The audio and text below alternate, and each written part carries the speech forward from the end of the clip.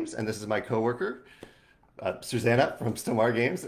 Susanna, why don't you let people know who you are? Yes, my name's Susanna, and I am the retailer relationship manager here at Stonemaier. I also, which basically means I work with retailers directly in the United States and Canada who buy our games directly from us, but I'm also available for global retailers to ask questions, to troubleshoot, to put them on our retailer locator map, to help connect them to distributors. And I also work with our localization partners who translate our games into many languages around the world. Susanna's here today because we just filmed a video together about our top 10 total favorite nature-themed games, a video that you'll see on YouTube in a week or so. And I asked Susanna if she just wanted to hang out a little bit longer and join us for the live cast today. It's fun to be on this side of it. I love interacting through text, but this is a special treat. So thank you for having me. Yeah, my pleasure. I just noticed a few friendly faces. Carol Hi, from Carol. The Mill. We got to play games with Carol at Geekway to the West recently. Yes. Yeah. You got to meet Oh, Carol. can I grab the game we got to Oh, play yeah, yeah. together? You grab the game, yeah. I'm going to teach it to you. Yeah, Carol and Molly, and actually Dusty too. We're all at Geekway to the Geekway, yeah. West. She won this game, Savernake Forest, that I got to teach to her and her two adorable boys. And so I'm going to teach this to Jamie before I send it to Carol. Oh, that's Carol's copy. It's I didn't Carol's realize copy. that. Okay, Actually, nice. her husband won it in the play and win. That's great. Yeah. That's great. Yeah, I had fun playing with Carol and Ben. We played Challengers together and we played Horrified together. And I had a blast playing both of those games. So we're here as usual, usually, I'm here to answer questions, to share some of our games news, discuss random topics. Susanna's here for all this stuff today, so take advantage of that. If you have something to ask Susanna, she's always or often in the comments that you can ask things there, but she's here live today to talk about retailers. You can talk about localization partners. What have you been up to lately at Stonemaier Games?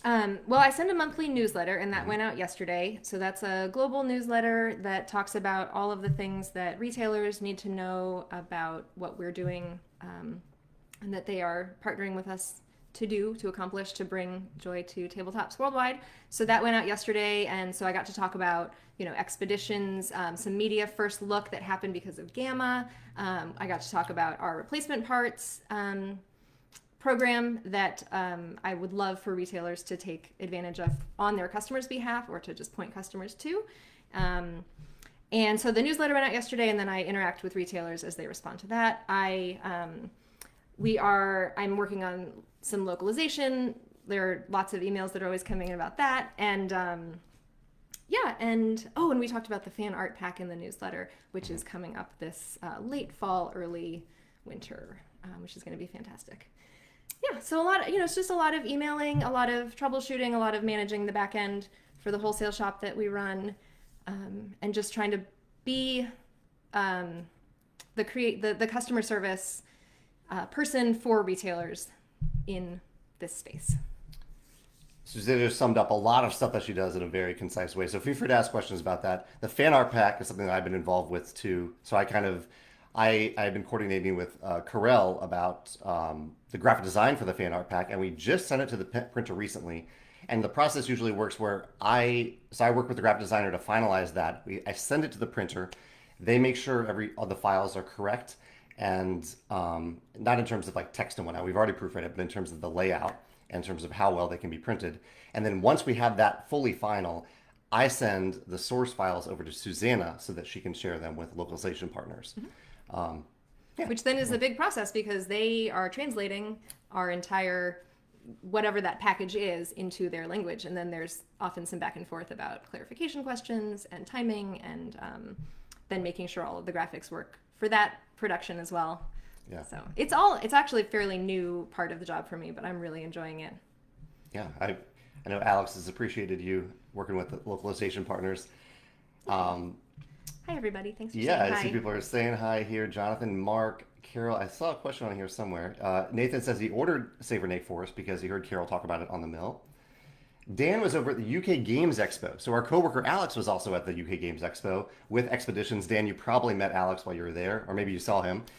Dan says that he had the pleasure of demoing Expeditions, and he said that he loved his demo. That's great to hear, Dan. I'm so glad to hear that. Yeah. He says not only does it look gorgeous, but we played for an hour. That's a long demo. And just love the gameplay. Thank you, Dan, for stopping by and giving that a chance. I really, really appreciate that. Carol's excited about Savernake Forest. Um, just scrolling down looking for questions here. Oh, Tony says, "What is your But this is in on the spot with favorite game question. What is your favorite Stonemaier game and your favorite non-Stonemaier game?" Okay, I can do that. Favorite Stonemaier is easy. That is Tapestry. I adore Tapestry. It was my number one when I did a top 10 with Jamie last year, and it is still my number one Stonemaier game. And okay, my top game, it like changes all the time. I don't know. I still love Tapestry, but you know, new things come in, and so honestly, right now, my favorite game is Earth. Earth, yeah. Earth, we may have talked about it on our nature themed video that we talked about, that we recorded a few minutes ago. Yep. Um, Yeah, no, yeah. it's fantastic. It is always satisfying. It is always beautiful. Solo, I played solo for the first time this past weekend. The AI's name is Gaia, which is really perfect because of the spelling and because of the theme. And it just ran so smoothly. So, yep. That's great. What's your number one game, Tony? And what's your favorite Stonemaier game? That is a great question of the day. I love that. Yeah, favorite Stonemaier game and favorite game of all time right now. Maybe the game that you're most eager to get to the table right now. Cynthia says, so Cynthia from Hi, Meeple Cynthia. Source was at Geekway. She stopped by to say hello to Susanna. Was so nice to meet you at Geekway, or see you at Geekway and meet your adorable daughter. Yes, thank you. She had fun. I actually brought my 11-year-old back to Geekway on Sunday. Both my kids came on Thursday. We played Saberneck Forest. We just did what we could at Geekway with two kids, one of whom is under 10. But then Sunday, I brought my elder daughter back, and she had played Tapestry with me. So we played a 5-player game of Tapestry with actually 7 people playing. So Dusty and his son Josh were on a team. Lucinda was on her own team. I was on my own team. And then Molly and her wife Jamie were on a team, and then our friend Ammon was his own. So 7 people playing 5-player Tapestry, all the expansions on the new mat. It was kind of like pinnacle Tapestry experience, and Lucinda did really well. So anyway, Cynthia, it was fantastic to meet you. I loved talking about the Gypsy Kings with you. I loved playing So Clover with you and Scout, and I am super excited for Gen Con. Fun fact about Tapestry, I'll throw in here about player count, is that I originally intended to add a 6th player in an expansion, but I think 5-player Tapestry plays a bit long. Even 4-player can push it a little bit. I'm glad it's a 5-player game because that's what we do at Stonemaier Games.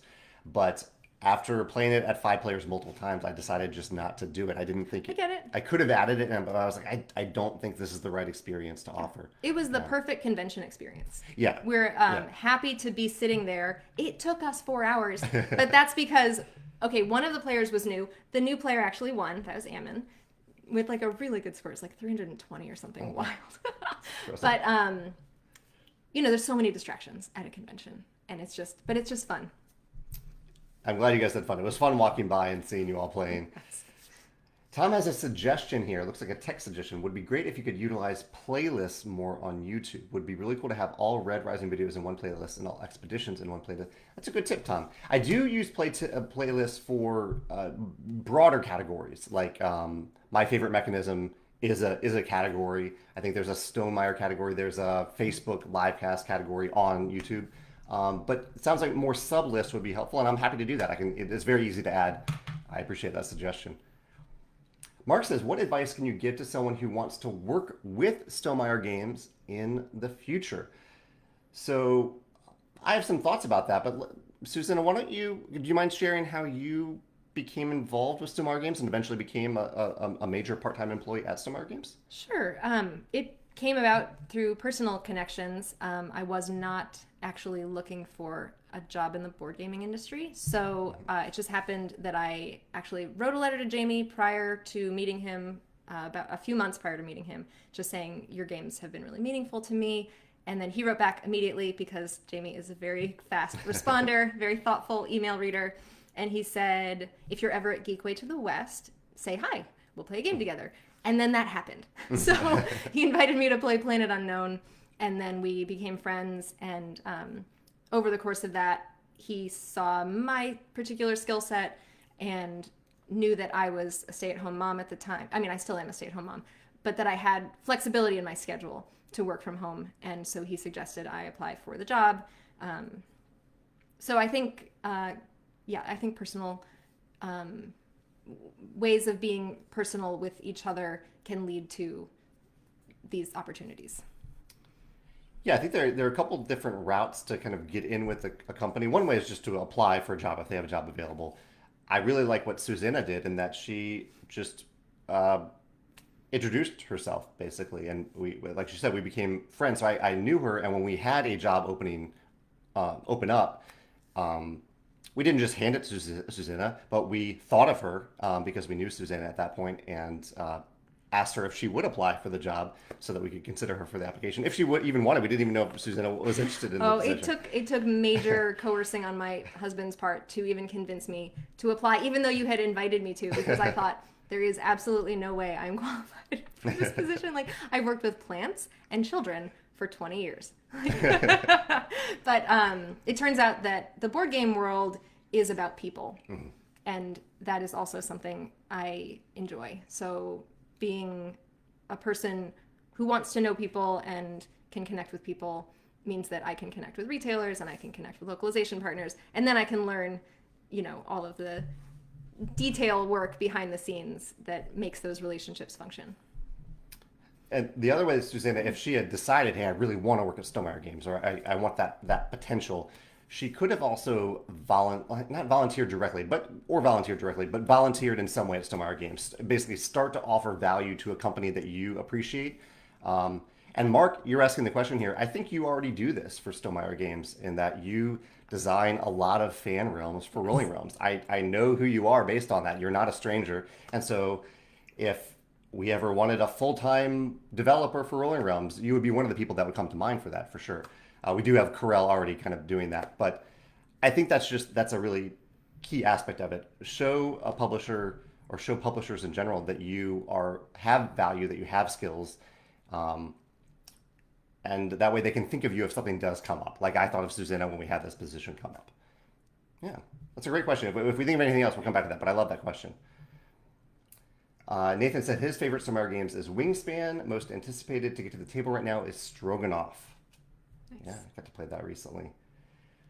I'll read some of these answers. Feel free to answer the question, which was, what is your favorite Stonemaier game right now, and what game are you most excited to get to the table right now, or your favorite game? Carol says Sleeping Gods and Viticulture with Tuscany.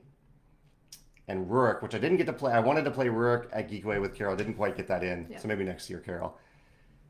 Tony says Tapestry. Also mentioned Charterstone was the first game I ever played that revealed rules and components as you go along. So it holds a special place for him. And non-Stonemaier game Arc Nova and Moonrakers. Have you played Moonrakers? I've not. Not played. Although Carol and Molly and Ben were playing it at Geekway. Nice. Looked great. It's a fun deck building game.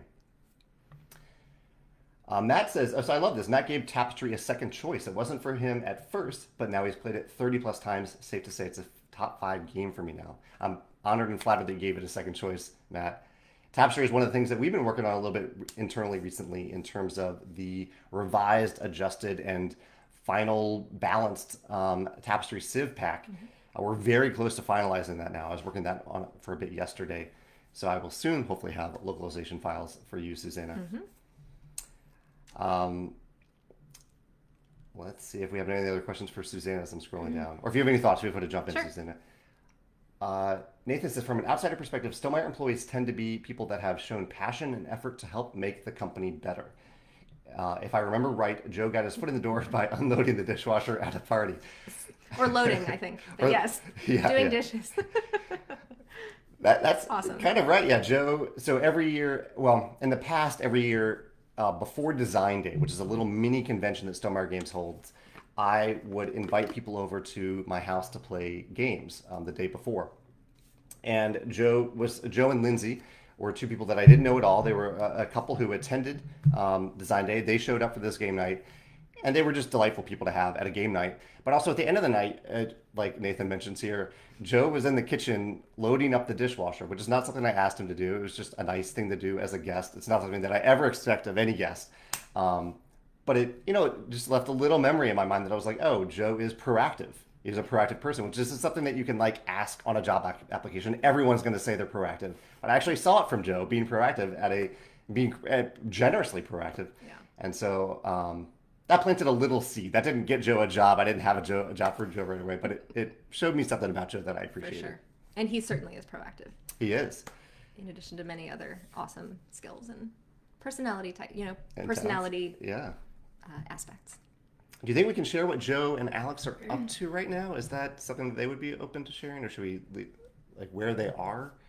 Or They are not there yet. they're not there yet? Okay. Yeah, so let's wait. Okay, we'll wait. Our But when they're coworkers are there, in a I fun think place. that'll be fun to share. Yeah. I'll check with them to make sure they're okay with sharing that. Yeah. Just in case they want to keep it secret. They're doing adventurous things while also doing work for Stonemaier Games. Exactly. Yeah. Kim says Euphoria doesn't get enough love. Definitely one of my favorite Stonemaier games. And I actually have some good news, Kim. I don't know if anyone has been waiting for a reprint of Ignorance is Bliss. We haven't reprinted this expansion for Euphoria in a while, but we just decided to do it and are updating the box. We haven't reprinted it in so long that we have like a different address on the back of the box, things like that. But we are reprinting Euphoria and Ignorance is Bliss, separate things. So that should mean probably by the end of this year we'll have them back in stock. Have you played Euphoria? I have. Okay. The dice are amazing. Yeah, phenomenal. And really clever, and there's a lot of humor baked into Euphoria that I really enjoyed. Like the cards all have amazing, and the tiles have this you leaned into the dystopia, but it's not bleak. It's very, very clever. Originally, the game was actually called Dystopia, and Alan, my co-founder, Alan, thought it would just have a bleak vibe, even if the box looked like it does, which doesn't look bleak. And so he had the idea of changing it to Euphoria. It's a brilliant move because it leans into exactly what the game accomplishes, which is this twist on a dystopia. So when you are in, your character doesn't know that they are in this controlling world, but they get too powerful and they wake up and then you lose them. So it's very clever, and I think Euphoria is the perfect name for it. Yeah, I think it was the right choice as well. George has a question for you. Do you like disc golf, I've Susanna? never played, so I cannot say that I don't like it. I would like to play sometime. Now, one of the reasons I love disc golf is that it is a hike with a game attached to it. And you love hiking. I love hiking. Yeah. But I might get literally just lost in the trees. Let's just talk about this species and that bird, and I might have a hard time playing the game. So, I don't know. I remember a few weeks ago I commented that I played the game A Short Hike on this live cast, a very short little video game. And I think Susanna commented either on Instagram or here to say, oh, I love A Short Hike. And I honestly couldn't tell if Susanna was talking about the game or just short hikes in general. Both. Why not both? Why not both? Yeah. Yes, both. I love long hikes too. Long hikes, yeah. What is your long hike threshold? Yeah. Like usually 3 miles is 3 miles, for me. okay. And that's not a long hike for some people. But that in Missouri, it's either too hot and then you just want to be done, or I like to hike in the winter and then I just end up getting cold. So yeah, 3. I love 3. 3 is a good pick for me. Megan's brother and sister-in-law love 10-mile hikes. Oh yeah, no, it's a lot, and I don't want to be the person to say no. Yeah. But whenever we've gone to a few national forests, we went to Yosemite last year, and I do it, but it's more of a struggle. It stops being fun at a certain point. I can feel it being healthy for me, but I'm just doing this for my body at this point to get through it. Can I tell you a story of a long hike that I did once? My father and my uncle Frank, my uncle lives in England, and they decided one year to do the Compostela de Santiago, which is the walk across the northern part of Spain, followed by pilgrims. But then the next year, since they'd already done that, they decided to start exploring some of the feeder trails that move all the way through France, and they picked a section in, I think, Burgundy. And this was not an accident, because they are also food lovers and wine lovers. So they invited me to come. I was 19. We would they booked all the hotels. Frank or someone chosen, I think there were 7 adults on the trip, would drive all of our stuff from city to city, and then the rest of us would hike. So we would hike 10 to 20 miles, or they're not measured in miles in France, so kilometers of some distance, every day through the French countryside. And our stuff would already be at the location, and then we would have an amazing dinner, and then we'd do it all again. And we did that for a week. And that was amazing. I couldn't do that every year even, but at 19, with the world open before me, it was magnificent. And every day, did you have a very specific place that you needed to get to, or was it open during? Oh no, we needed to get from, Cluny to Bone or whatever Wow. and it poured on us one day. We didn't have enough food one day, and I didn't know. I think it was a Monday in France. Nothing is open, so we would we were like, we can get food. We just probably had like a chocolate bar with us. Nothing was open. We ended up having to knock on a farmhouse door and just be like, may we please have something to eat? Like, it was foolish. Wow. But it was fun. It was an adventure.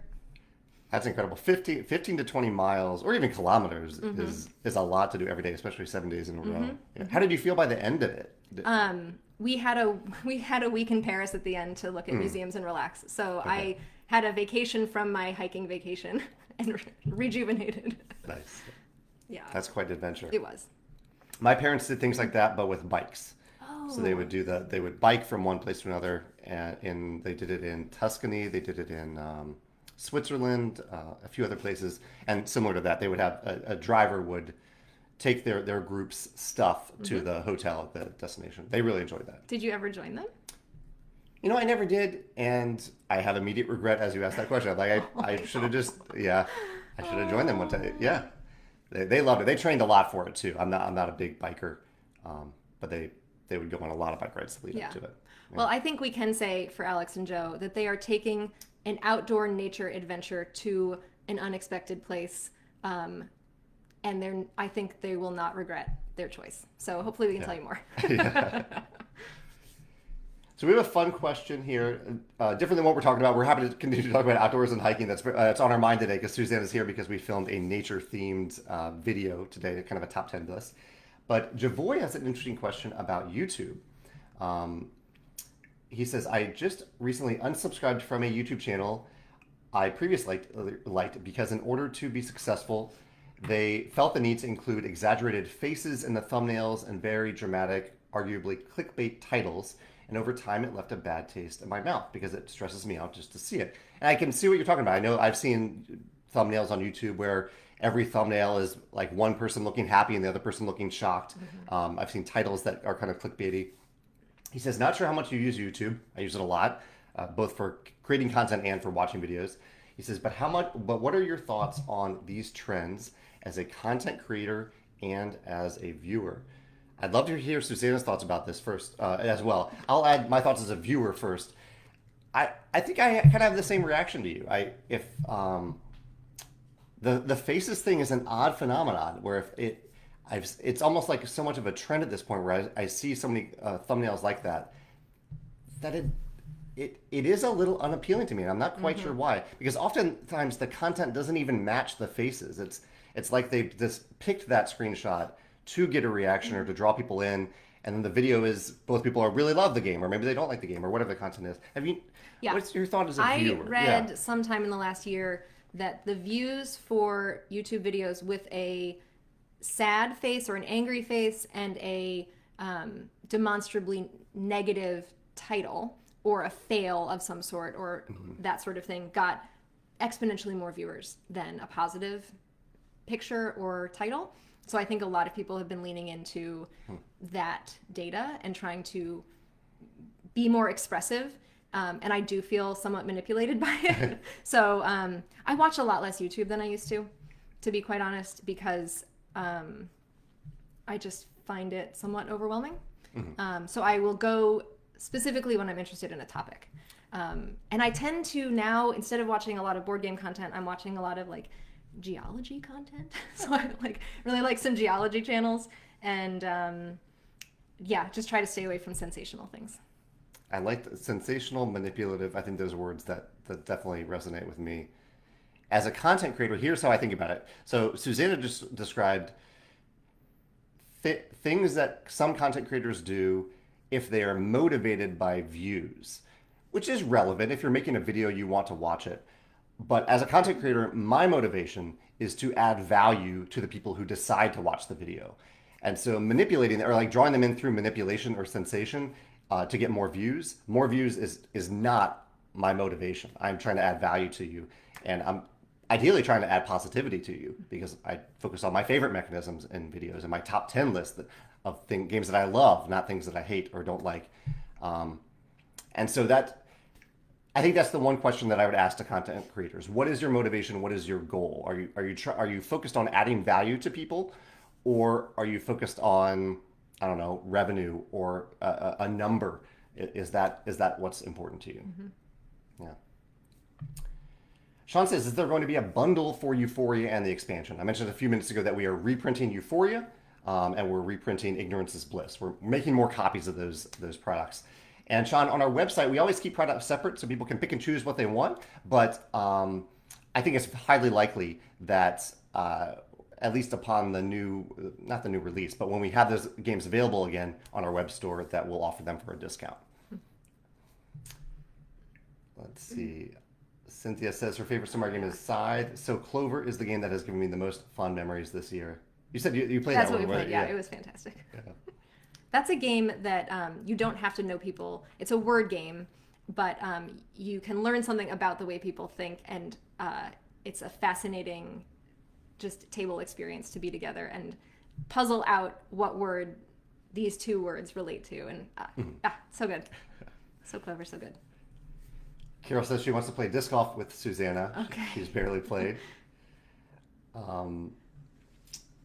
Quint says today's his birthday. Happy birthday. Happy birthday, Quint. Says, random question for you. If you had a billboard to promote one board game, which one would you choose? That's a fun question. A billboard. What game would you choose to put on a billboard to share with more people that you think would work in that format for billboard? I think you could not go wrong with Wingspan. Wingspan would look dramatic. The bird would just look phenomenal. Yeah. And it's something that I think people will have seen because it's often face out at places like Barnes & Noble and Target. Yeah. And so that would make a connection for people. I like that. Yeah, I think it would look cool on a billboard. Ben is talking about hiking lengths. He says 3 miles can be brutal or a breeze depending on weather and terrain. That's fair. Chad says, I really enjoy your nature photos on Instagram. Susanna's a very talented photographer. I did not know about that until fairly recently. I saw her photos on Instagram. Yeah. Thank you.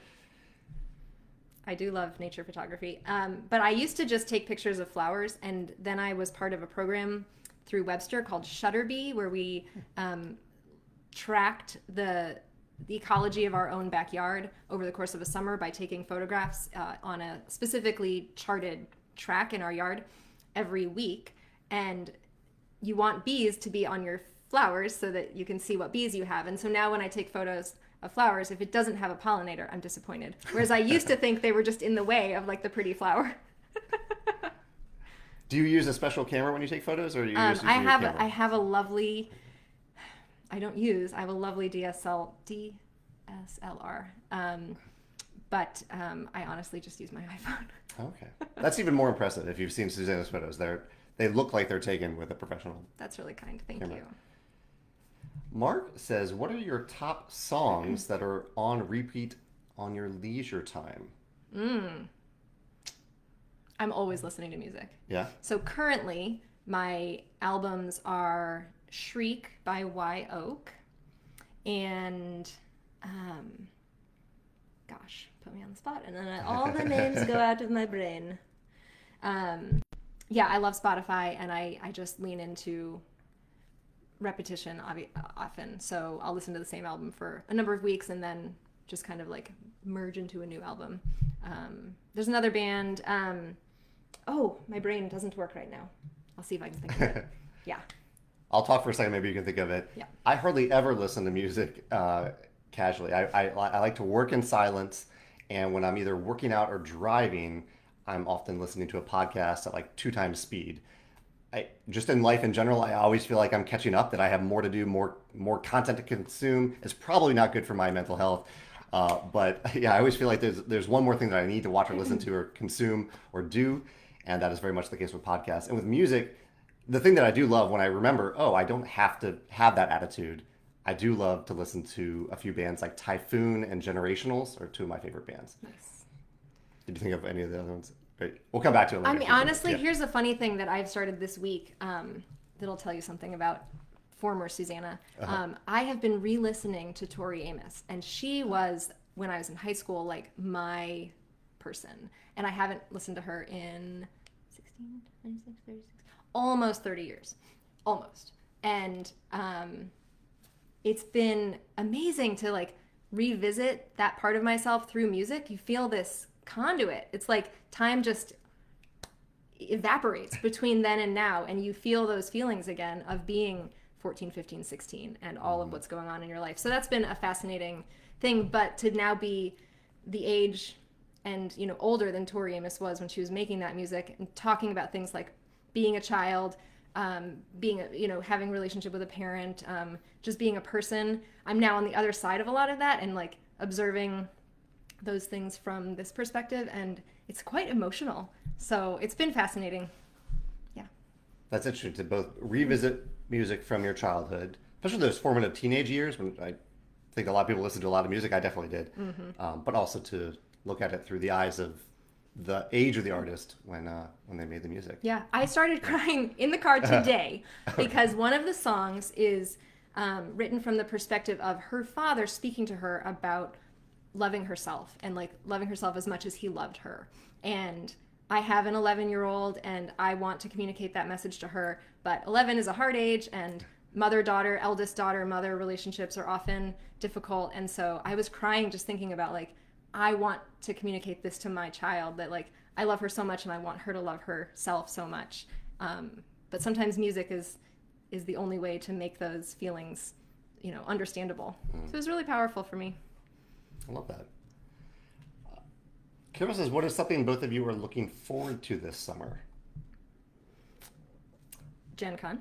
Gen Con, yeah. Settling into my new house more. Yeah, I'm looking for, we just got a pool membership for my children. We've never had a pool membership. So I will be taking my kids, and it's just happy. It's just a happy place. So to make my kids happy this summer is something I'm looking forward to. Nice. I have a few like little trips planned. I'm going to a place called the Gamers Ranch in the middle of Missouri. I talked about it last year. It's a kind of a big Airbnb-like place filled with games. I invited Susanna. She wasn't able to make it this year, but hopefully sometime in the future because it's a really cool experience. When the kids get older. When the kids get older, yeah. But I'm really excited about that, among some other things.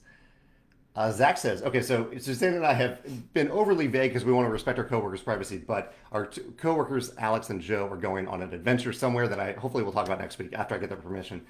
But he says, is there a reason that you two wouldn't go on this fun adventure with Alex and Joe? Just logistics. Yeah. Yeah. That's a good way to say it. Trishul says, I'm sorry, I'm skipping through some comments. I am trying to read comments about games that people love. The question of the day was, what's your favorite Stonemaier game and your favorite non-Stonemaier game? I'll read Seth's just because I'm on it. He says, Age of Civilization is one that he recently discovered and is enamored by it. I'll have to check that out. Yeah, I like the idea of a small Civ game. Yeah, a small Civ game. Trishul says, my most adventurous hike so far was in Snowdonia. Now I'm looking forward to trying the eponymous game someday soon. Yeah, so that's the, I mentioned on the video, we've just been on the screen for so long that I'm like figuring out what's on what. But I mentioned a blog by the designer of Snowdonia, Tony Boydell on BGG that I love following. And I've never played that game either, but I would like to. Yeah, I haven't played Snowdonia either. I see Jenna joining us from Board Game Garden. Jenna, good to see you here today. Chad says, Susanna, how did you journey into board gaming? What's your start? Yeah, during the pandemic, my sister-in-law loaned me a copy of Carcassonne, and just like, it was a snowy day, middle of the pandemic, like, oh yeah, this is interesting, cool, handed it back. It just percolated. And then I tracked this website called Metafilter, which is a sort of aggregator, and someone mentioned Wingspan winning an unpronounceable German prize for board gaming. And I was like, what is Wingspan? So I Googled it, watched Rodney's video, and requested it for my birthday that year. And then I received it and could not believe what came in that box. You know, the dice tower, the dice, the eggs, like the linen finish. I had never seen anything like this. Like, my literal other experience was a 20-year-old copy of Carcassonne with like kid stuff on it. Like, very different physical objects. So I totally just deep dove after that. I did watch a lot of YouTube back then. Was just voracious. Didn't buy a ton of games because games are expensive, and like, so I got Calico, and I ended up making a foam core insert for it to like be more involved in my games that I did have. And then over the course of the next few months, it was just like this momentum, and the floodgates kind of opened, and I ended up buying a lot of games, playing a lot of games.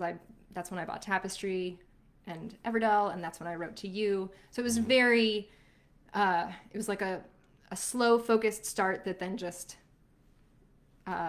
opened up to the world of board gaming. That was the first year I went to Geekway. I have a very good friend in the neighborhood that I just moved from. She is on staff at Geekway to the West. So she invited me over to play games and then brought me to Geekway my first time. So really, people, shared little bits with me, and then it was just kismet of looking on Metafilter and learning about Wingspan. And just last night, Susanna is now part of my gaming group, or our gaming groups, and we played St. Patrick last night. I taught that. Susanna played Raw for the first time. It was so good. And we won Regicide for the first time. I've never even gotten close to winning that game. It was epic. Yeah. The fact that Tim had jokers on the last two kings was the clutch. And we played with a deck of cards that Josh had themed on the Princess Bride. It was the best deck of cards ever. So I think we won because the components were perfect. They were perfect for it, yeah. I know we missed a question from Mike about our favorite... Oh, what realm would we like to see in Rolling Realms? Which is very hard for me to answer without actually spoiling something. Might be a little bit easier for you to answer. You're aware. I know nothing. You know, okay. So I know when they come into the okay. retail store, basically. So what is a game you love that you'd love to see as a realm in Rolling Realms? Meadow, okay. And Meadow does exist as a fan-made realm from, I think, Nathan, who was here earlier. Cool. Yeah. We missed a question, I'm sorry, so Facebook is doing a thing where it scrolls past questions, but Seth just asked if we've played pickleball. Have you ever played pickleball? No. I played as a child. It showed up in our gym class as a kid, and I have played somewhat recently as well. Is this the one with the sort of octagonal, wooden thing around you? Or is that a totally different game? That's a totally different game. Okay, yeah. I don't know what pickleball is. Pickleball it's like tennis, but on a tighter court. It's often played on tennis courts now. Yeah, no idea. So Damien's talking about the content creator question. He says, as a content creator, I do sometimes do a face to draw people to click on a video because people need to be drawn in first, unfortunately, to even realize that you have content they want to watch. However, the face I make does somehow relate to the content in some way. I appreciate you sharing that, Damien. And I think that's particularly fair if the face you make on the thumbnail matches your reaction to the content. I think that's... Yes. I wouldn't consider that manipulative. If it doesn't match, maybe a little different. Mm-hmm. I appreciate you sharing either way. Jim says, if you could put together a topic for a panel conversation at a tabletop con, what topic would you love to educate the audience with? That's a great question, Jim. Mm-hmm. If you can think of something, Susanna, feel free to pop in. I'm thinking right here. Yeah. I've been on a few panels about crowdfunding, but I don't know if we need more panels about crowdfunding. But maybe we do. Maybe ways of bringing people into the hobby who might not know about it. Gaming with kids, things that just are generally on my mind. Yeah. I often want to bring a game to a family dinner, but I just am shy about it, and I don't know how to be the one to be like, hey, let's do this thing, and then put myself out there and have it fall flat. So if people had experiences and suggestions along those lines, I'd be interested in hearing about it. I don't know if I can think of one off the top of my head, Jim. It's not a format that I think about a lot, as much as I like the question. But I would love to, if I were to organize a panel, I'd love for it to be both informative and amusing. So I'd love to find 3 really entertaining, funny people to be on the panel, and maybe I could help moderate it because I'm not a big personality on those panels. So yeah, I think some of those types of panels go over very well at Gen Con and events where the people themselves are just entertaining, fun, likable people. Yeah, I've never been to one of those, so maybe this year I'll try to go to one at Gen Con. Yeah, there's some fun ones there.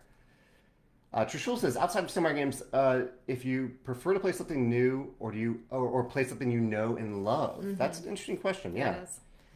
Oh, I'm split. yeah, Okay, I love being taught new games. I don't love learning new games. So if someone like Merlin, my friend Merlin, can like skim a rule book and boom, boom, boom, we're playing. I love learning new games that way. Otherwise, I would prefer to play something I know and love. yeah. I would say I like a mix. I would, if I have time at a game night, I would love to learn something new, but also play something familiar. Kind of combine those two things. If I'm only learning new things especially a long game night, my brain's going to be tired by the end of it. So yeah, I think I like the balance of the two. Yep. Oh, Javoy is mentioning the song I mentioned. Yeah, it's so moving and beautiful and makes me cry now, apparently. I don't think it made me cry when I was 16. Javoy is mentioning Winter by Tori Amos. Nathan says, I think we often conflate criticism with negativity. I think this is the topic of content creation. Yeah. He says, constructive criticism highlights the good and aims the creator at improving. Foster the Meeple does a cool series called Done Well, Do Better. It is nice to see YouTube videos that highlight both objectively. Yeah. I absolutely agree. I think that's a good example. I also think the One Stop Co-op Shop does a fantastic job of this. They do 5 things, like the 5 things that they think you should know about a game. And sometimes they're positive, sometimes they're negative, and sometimes they're a mix. Yep. So I really like that Yes, I agree. approach to game reviews. That channel, Mike on that channel just did a great solo playthrough of Expeditions. Yeah. Oh, yeah. And he's doing it. Yeah. Next week is actually the review week, or the first week of reviews for Expeditions.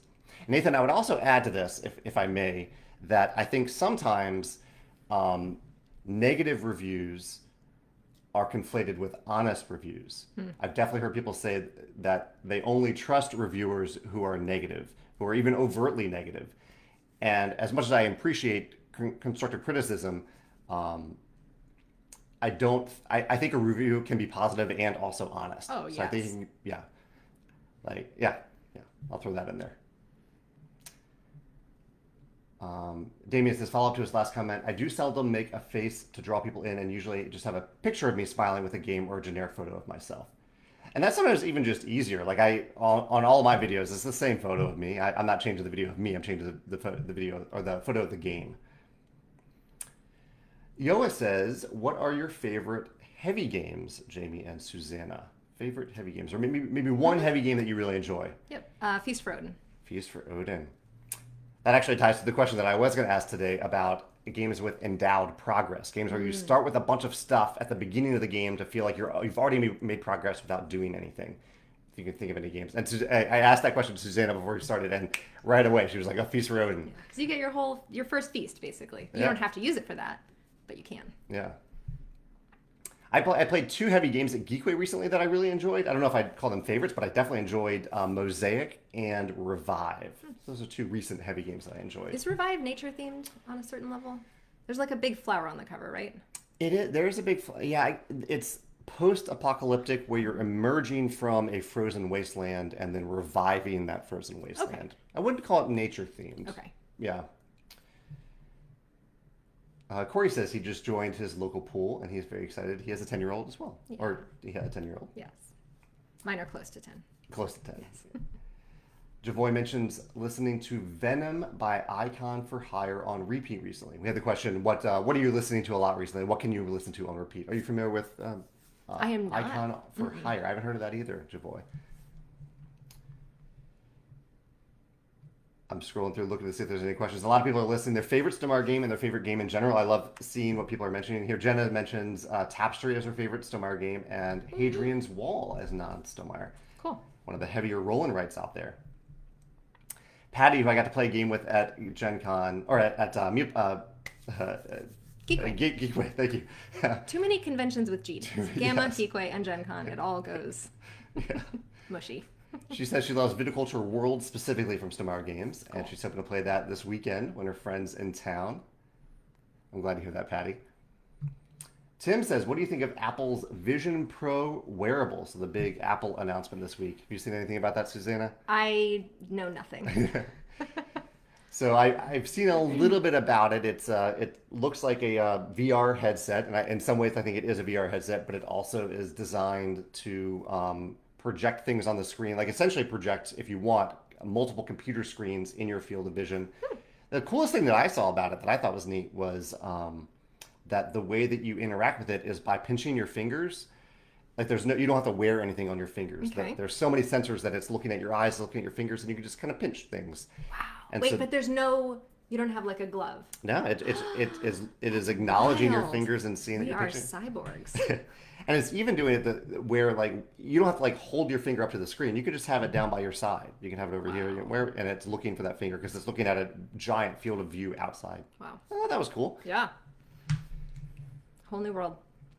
Cynthia's giving a little promotion here for Gen Con. We work with MeepleSource at Gen Con to have a big Stonemaier booth there. And she says if you want to come by to say hello to Susanna in person, which I highly recommend, you will be able to find her at the MeepleSource Stonemaier booth 2909 in the exhibitor hall for the first 3 hours of every day. Yep. That's your booth time. Yes. I'm excited. I'll be fresh. What else are you doing at Gen Con? I have scheduled nothing. Okay. At this point, I just like to be flexible. Maybe meet up with friends, maybe meet up with fellow industry folks for dinners or games. I had a mix of things last year, and I just hope to do the same. I'm glad you've left some of that time open. There's a lot going on at Gen Con. You can get pulled in many directions, and it's kind of fun just to let yourself be pulled in those directions. Exactly. Yeah. Jenna says that she just played Raw for the first time very recently as well and enjoyed it. That new edition with the chunky tiles and just the whole setup was awesome. The kids, Jamie loaned me a copy last night and they saw it and they were like, oh, what is this? Like super exciting. So we're going to play it together. I hope they like it. Susanna, I don't think you mentioned that Susanna crushed us at this game of Raw. I think more than doubled my points, and I played Raw many times. It was just good luck, beginner's luck. It will never happen again, I promise. I hope it does. I mean, 50 points is an impressive score. Tony says, I recently watched, and I'm skipping some comments, I'm sorry, we're a little behind today. I appreciate the participation so much, and great to have Susanna here. I'm chatty. He says, I recently watched a music-focused YouTuber I follow discuss the idea of your musical age. At some point in your life, you stop listening or caring about new music and just keep listening to music from a musical time or age in your life. Most of us can relate to our parents being like this, but each of us will probably do the same. That's interesting. I try not to do that. You try not to do that? I listen to as much new music as possible, and then I will go down that avenue for a little while, and then come back and so my Discover Weekly on Spotify will give me 20 new songs, and then a friend and I like to compare and share, and then that will send us down little avenues. And I read a music magazine called The Wire, which is about somewhat more like adventurous, outsider or experimental music. So I'm always listening to new music, and I want to not close myself off to that. I love that. I think Spotify is great at doing that too. Vito says he missed the beginning of this and doesn't know who this person is right here. Susanna, can you let Vito know who you are? Yes, I can. I work with Jamey here at Stonemaier Games. I'm the retailer relationship manager. I work with retailers specifically in the US and Canada who buy their games directly from us, but I also am customer service oriented for global retailers, and I also work with localization partners who translate our games into many languages. And I appreciate you asking. And feel free to ask. If we're talking about a topic and you've joined in late, feel free to ask. We'll say what we're talking about. Yes.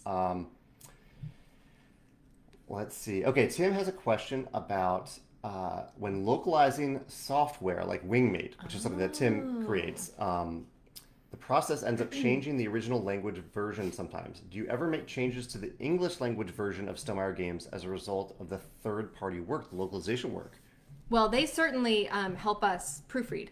Yeah. So later editions will often have the benefit of many eyes coming in. And but actually, that's a good question. I don't think not gameplay, but sort of language-wise, I don't think it's changed Stonemaier English versions. I could be wrong. I think it's very rare that it changes gameplay. Yeah. But definitely they've caught, the translators have caught proofreading level mistakes. And sometimes we get them in time to fix them in the first printing, especially if they're very important. Yep. That happened for Expeditions. It did happen for It was Expeditions. Great. Yeah. Yeah, the translators are incredibly talented. They certainly are. Yes. Jenna's excited to meet Susanna yes. at We should meet. Gen Con. Chad says, have you played Expeditions yet, Susanna? Yes. Oh, yes. Surprised and delighted me. Okay, I will admit something to you. I am intimidated by Scythe. I've played it once, and it is definitely not my favorite Stonemaier game. So the idea of Expeditions being a sequel to Scythe was automatically intimidating to me. But I have played it now, and it was not intimidating. It was very easy to see because the mechanics are so different, right? It's a card-driven game. I love card-driven games. I love multi-use cards like in La Granja or Innovation, and there's a lot of like tucking and engine building and combo chaining, all of which I love. So there is a connection to Scythe with the art and the world and the whole feeling of it, but it's a totally different game, and I was surprised and delighted completely. So one thing we do at Stonemaier Games is that we've started doing this in particular, whenever we get the pre-production copy for a game, I play it with my amazing team. I play it with Susanna, Dave, and Alex here in St. Louis, and Alan too if he's available. And we did this for Expeditions. We recently did it for another product, and both times it was incredibly helpful to actually sit down with those it looks like the final version of the game, even though we can still make changes. And Susanna, Alex, and Dave caught some really important things, both in terms of like graphic design, sometimes little gameplay things. I'm not making big gameplay changes, but tiny little things. A lot of it's about the layout and the icon design, things like that. Readability, usability. Yeah.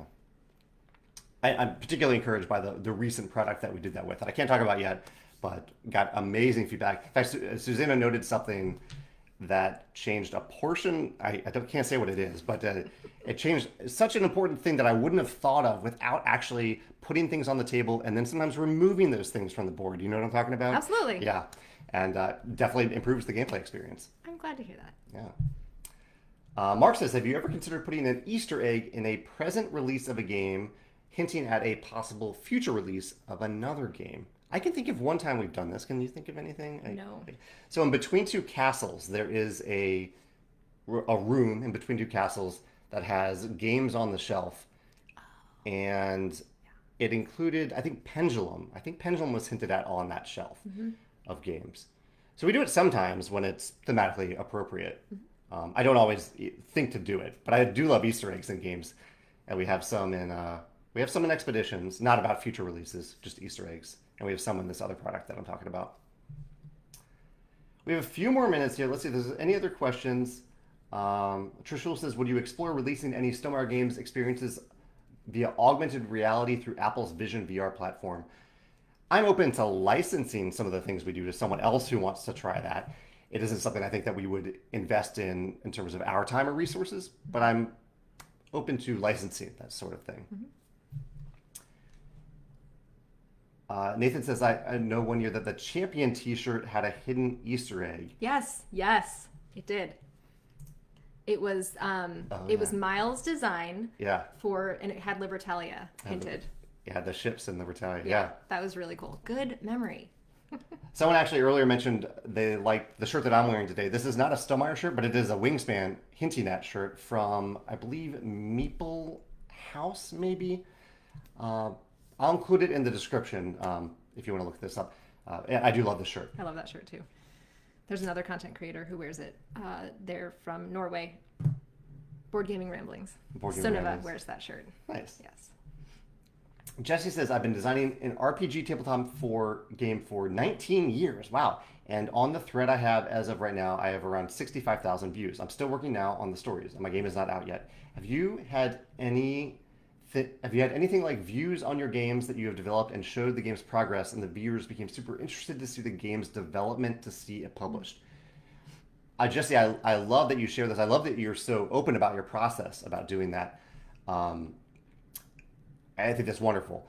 I haven't done that very publicly in a while. Because I did it for a game. I did it for a game called Charterstone back in the day, back in like 2016. And I ended up changing my process a little bit about how I reveal games after that, because I felt like I revealed it too early.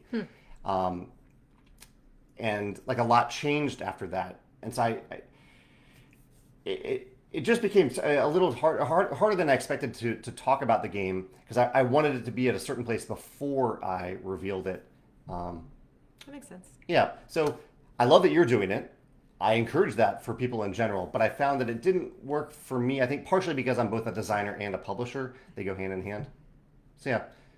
But I might do it more. I might try to get into the future. That was just one game 7 years ago. So I probably need to try it again. Can I ask you a quick question? Yeah, yeah. So because things are a little bit different this year with Expeditions, Yeah. a lot more has been revealed than you have typically revealed for previous releases. How has that felt for you?